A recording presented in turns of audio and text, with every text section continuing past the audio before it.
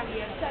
Y hacen verbena, ahí en el bar. ¿Dónde? En el bar de abajo hacen verbena. El año pasado vi los papelillos. Mira, aquí cuando habían los abuelos, venían todos los días aquí a puesto de tomar. Después de cenar, tomaban. O sea, aquí un viernes por la mañana. Que nos filman. Coge la barriga. No la pueden coger más. Como la Anita Obregón.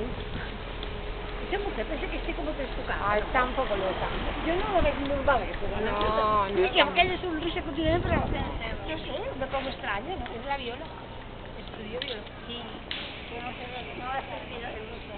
Sí, que la ha servido mal. Pues me quedo aquí con los soportes. Sí. Ei, mira. Ai, Quina opció. sí, Aquí ens farem la foto.